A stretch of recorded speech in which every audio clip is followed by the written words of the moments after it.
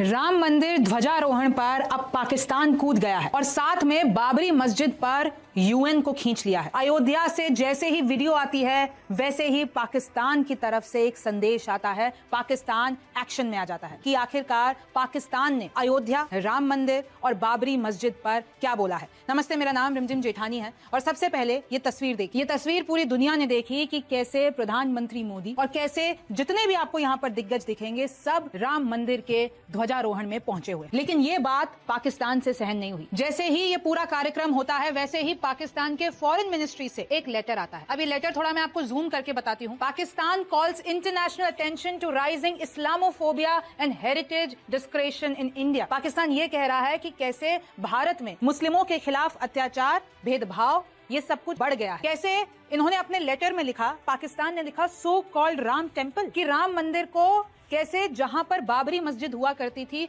वहां पर अयोध्या में बनाया गया। बाबरी मस्जिद को डिमोलिश किया गया, डिस्ट्रॉय किया गया 6 दिसंबर 1992 में। भीड़ ने किया इसको पूरा डिस्ट्रॉय, लेकिन जो ये एक्सट्रीमिस्ट मॉब्स थी उनको छोड़ दिया। और कैसे जुडिशियल प्रोसेस फॉलो नहीं किया गया, कैसे न्याय नहीं मिला और कैसे मुस्लिमों के खिलाफ भारत में अत्याचार हो रहा है, डिस्क्रिमिनेटरी बिहेवियर हो रहा है। फिर इधर और लंबा लेटर है। आगे पाकिस्तान लिखता है कि रिलीजियस माइनॉरिटीज यानी मुस्लिमों पर प्रेशर बनाया जा रहा है, उन पर अटैक कराए जा रहे हैं, उन लोगों को हिंदुत्व आइडियोलॉजी की तरफ से हेट्रेड मिल रहा है और कैसे मस्जिदों को निशाना बनाया जा रहा है, उनको तोड़ा जा रहा है। पॉलिटिकल मार्जिनालाइजेशन हो रहा है। पाकिस्तान ने ये कहा कि हम इंटरनेशनल कम्युनिटी से कहना चाहेंगे कि आप लोग एक्शन लीजिए। ये जो इस्लामोफोबिया बढ़ रहा है भारत में, उसके खिलाफ एक्शन लीजिए। हेट स्पीच के खिलाफ, हेट मोटिवेटेड अटैक्स जो कि मुस्लिमों पर हो रहे हैं, उनके खिलाफ एक्शन लीजिए। फिर पाकिस्तान कहता है यूनाइटेड नेशन को अब इस्लामिक हेरिटेज जो कि भारत बर्बाद कर रहा है, भारत मुस्लिम विरासत को बर्बाद करने पर तुला हुआ है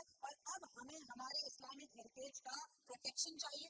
हमारी जो वहाँ पर जो माइनॉरिटीज है, हमारे जो लोग जो वहाँ पर मुसलमान, उनको बचाइए। और फिर पाकिस्तान ने भारतीय सरकार को भी बोला है कि अपनी रिस्पॉन्सिबिलिटीज निभाओ। ये जो मुस्लिमों के साथ हो रहा है वो मत कर, उनके राइट्स को प्रोटेक्ट करो, प्लेसेस ऑफ वर्शिप एक्ट को मानो। और देखिए कैसे इन लोगों ने 25 नवंबर को ये पत्र लिखा। एक तरफ राम मंदिर में मोदी का ध्वजारोहण हो रहा था तो दूसरी तरफ पाकिस्तान एक्शन में आ रहा था, मोदी के ध्वजारोहण पर विरोध जताया, ये कहा कि मुस्लिम विरासत को मिटाने की कोशिश।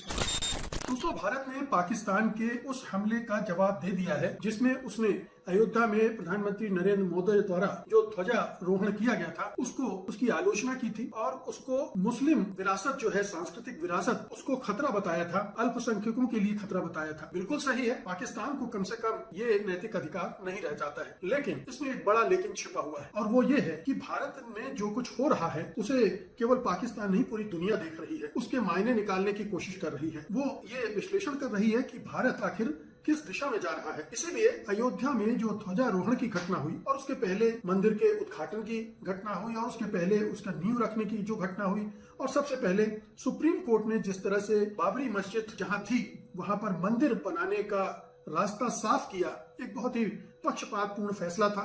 उस पर तमाम न्यायविद सवालिया निशान लगा चुके हैं, उसे क्रिटिसाइज कर चुके हैं कि न्याय की कसौटी पर वो खरा नहीं उतरता है, क्योंकि एक तरफ वो ये कहता है कि वहां पर पहले कोई हिंदू मंदिर था, इसके कोई प्रमाण नहीं मिलते हैं, और उन्होंने बाबरी मस्जिद को गिराए जाने को एक क्रिमिनल एक्ट भी बताया था। तो इस लिहाज से उस पूरे जो फैसला था उसमें बहुत सारे विरोधाभास थे।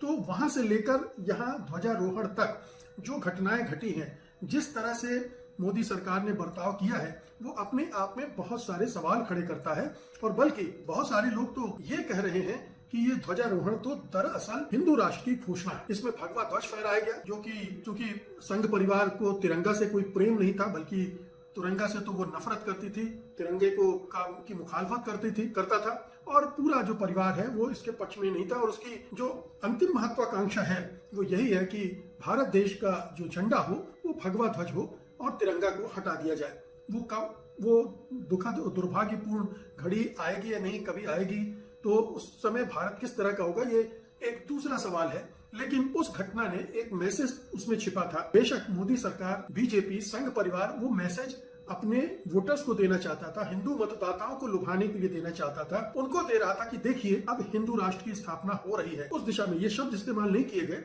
लेकिन ये मैसेज था कि भारत कैसे धीरे धीरे एक हिंदू राष्ट्र की शक्ल ले रहा है। हिंदू जो सांस्कृतिक विरासत है वो पूरे देश पर, पूरे संविधान पर, पूरे लोकतंत्र पर, पूरे निजाम पर काबिज होती जा रही है और ये एक संदेश देकर हिंदुओं के तुष्टीकरण का काम वो कर रही थी, तीनों मिलकर कर रहे थे। तो ये ध्वजारोहण का परम उद्देश्य था। और आप ये भी ध्यान रखिए कि उसके अगले दिन ही भारत में संविधान दिवस था। 26 नवंबर को संविधान तैयार हुआ था, हम सब जानते हैं। तो उस संविधान दिवस पर एक दूसरा ही स्वांग रचा गया। प्रधानमंत्री मोदी तो राष्ट्रपति द्रौपदी मुर्मू द्वारा एक शपथ आयोजन किया गया और फिर प्रधानमंत्री ने देशवासियों के नाम एक चिट्ठी भी लिख दी जिसमें संविधान की महानता का बखान किया गया। तो ये दोनों परस्पर विरोधी घटनाएं थी और ये पूरा देश ही नहीं, पूरी दुनिया देख रही है कि कैसे संविधान प्रेम और संविधान में निष्ठा का एक आवरण, एक मुखौटा लगाकर हिंदू राष्ट्र के एजेंडे को आगे बढ़ाया जा रहा है। और ये राम मंदिर उसका प्रतीक बना दिया गया है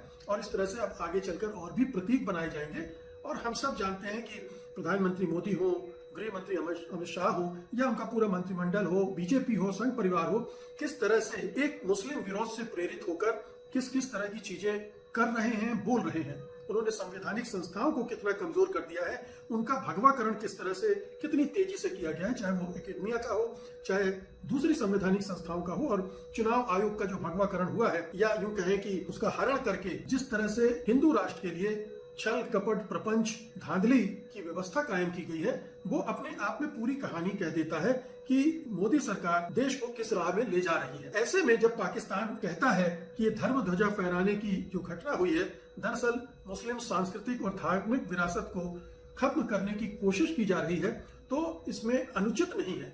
पाकिस्तान ये कहने का हकदार नहीं हो सकता है, लेकिन उसका ये आरोप पूरी तरह से निराधार नहीं है। इसे दूसरे देश भी दोहरा सकते हैं और कह सकते हैं, जैसा कि मैंने आपको बताया, राम मंदिर के निर्माण को भी उसने टारगेट किया।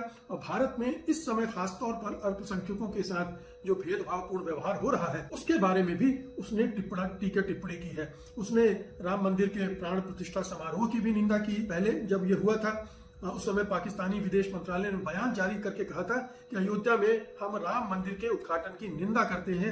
ये मंदिर बाबरी मस्जिद को तोड़कर बनाया गया था।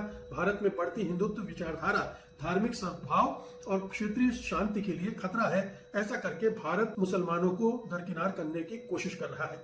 इस भारत विरोध को और पाकिस्तान के इस दुष्प्रचार को खाद पानी कौन दे रहा है? कहां से उसे इतने सारे कारण मिल रहे हैं कि वो बार बार इन चीजों को रिपीट करके विश्व बिरादरी के सामने भारत की एक ऐसी छवि प्रस्तुत कर सके जिसमें मुसलमान विरोध, अल्पसंख्यक विरोध शामिल है और एक हिंदू जाति या हिंदू धर्म को मानने वाले लोग अत्याचार कर रहे हैं और उनका शासन, उनका राज कायम हो गया है। तो ये जो पूरा एक नरेटिव बन रहा है अयोध्या की घटनाओं का उसमें योगदान तो है ही, लेकिन जो दूसरी चीजें भी हो रही, मसलन CAA NRC, वो भेदभावपूर्ण जो हुआ है, फिर बुलडोजर जिस तरह से चले हैं देश भर में, जिस तरह से मॉब लिंचिंग हुई है, जिस तरह से अभी घुसपैठियों के नाम पर एक मुस्लिम विरोधी अभियान हमारे गृह मंत्री और मोदी सरकार चला रही है, ये तमाम चीजें हैं जो दुनिया में एक संदेश दे रही है।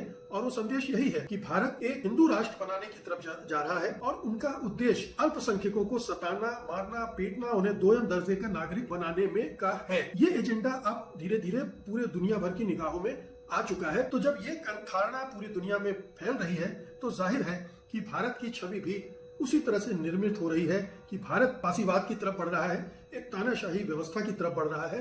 जब पाकिस्तान बार बार जब इसको रिपीट करता है तो दुनिया में वो मैसेज और पुख्ता होता है। तो भारत सरकार के प्रवक्ता भले ही पाकिस्तान पर हमला करें, पाकिस्तान पर ये कहते हुए अटैक करें कि उसको कोई हक नहीं है, इसलिए वो ये कहता है तो उसकी कोई क्रेडिबिलिटी नहीं बनती है।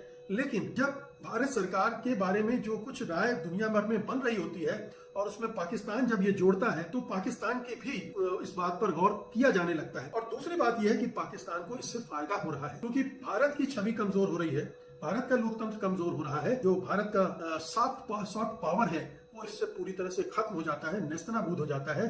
क्योंकि इसी सॉफ्ट पावर के बदौलत दुनिया में उसकी चमकती हुई छवि थी, लोकतंत्र, धर्मनिरपेक्षता, संविधान से चलना, साफ सुथरे चुनावों का होना, आसानी से सत्ता परिवर्तन होना, ये तमाम खूबियां थी जिसको पूरी दुनिया मानती थी और जानती थी। अब ये सारी खूबियां भारत अपने से गंवाता जा रहा है और पाकिस्तान इसको और भी प्रचारित कर रहा है। तो पाकिस्तान तो अंतर्राष्ट्रीय जगत में अपनी स्थिति को और मजबूत कर रहा है, भारत की छवि नीचे आ रही है। या यूं कह लें कि जो भारत की छवि नीचे गिरेगी, पाकिस्तान की छवि को और बेहतरी मिलेगी। तो ये पाकिस्तान को फायदा होता हुआ दिख रहा है। इसलिए अयोध्या की घटनाएं, प्रधानमंत्री मोदी की भूमिका, मोदी सरकार की भूमिका बहुत चिंताजनक है। ये पूरे भारत के भविष्य पर एक सवालिया निशान खड़ा करती है।